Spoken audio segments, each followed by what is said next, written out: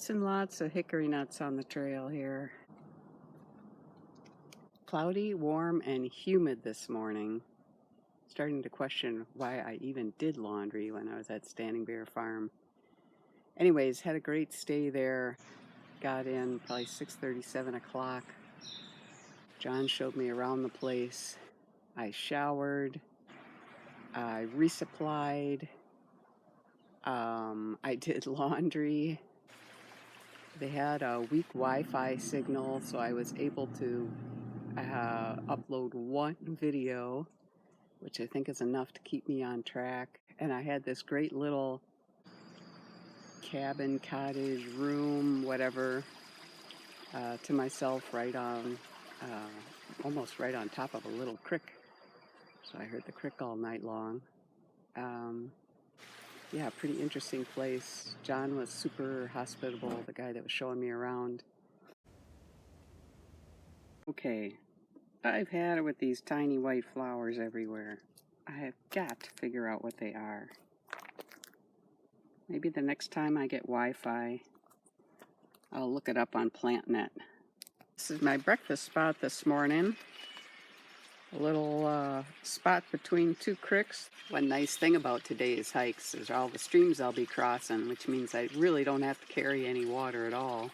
Just jumped another bear, small one, maybe 120 pounds.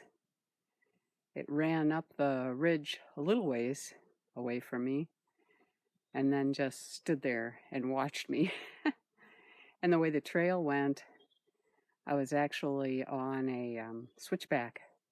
So I was below it initially, and then I was going to curve and come around on top. So I was trying to keep an eye on where it was. But when I came around on top, I couldn't see it anymore. Yep, lots of bears in these woods. It's like the aliens have landed. I don't know if you can hear it, but that thing is humming. Apparently it's used in air traffic control.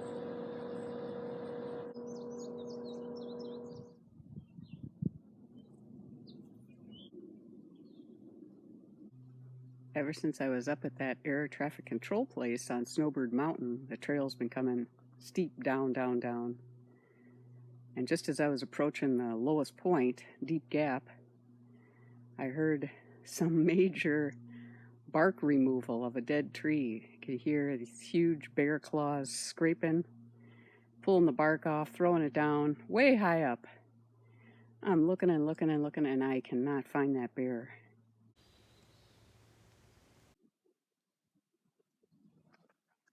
It's been more than a mile since I've seen a bear poop, which is nice because before that, there was bear sign all over the place.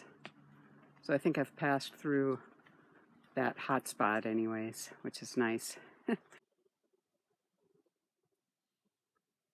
stopped at a creek that was reported to be a reliable water source, but it was dry. So I had to go to the next one, which was at a road crossing. It's a 3-way dirt road intersection, and between two of the roads is this little trickle of a stream. And I set my pack down and it starts to rain.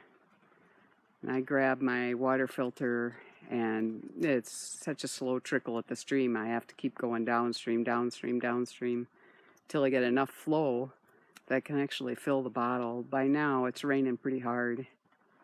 So I take what I can, go back to my bag, get my umbrella out, cover it, and then I start to make lunch under the umbrella. Finally, lunch is ready to eat, and I'm just crouched over it, spooning it in as fast as I can, with my umbrella over my pack, and I hear a loud truck coming up on the road that can see me, and I thought, oh, here we go.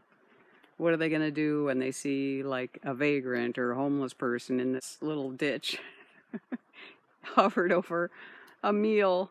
Oh my gosh. So I turn around to look, and here's this like 20-year-old guy, his window down, hangs his elbow out and his head way out. He goes, "Through, hiker?" I just give him the thumbs up. He goes, "Cool," and drives away.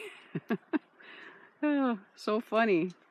So I finished up my meal. It stopped raining. I packed up. I start walking out of the ditch, and here's this guy, maybe 30 years old, on a brand spanking new camouflage fat tire mountain bike, an e-bike. It goes 20 miles an hour. It's all-wheel drive. This was his maiden voyage. He was all fired up about it. He said, "You're a long way from anywhere." I said, "Yeah, I feel like that a lot." It's not just the oaks that are impressive. Check out this hickory. That's a beauty. It's 3:30 p.m. and I just saw my first hikers on the trail. That's a record.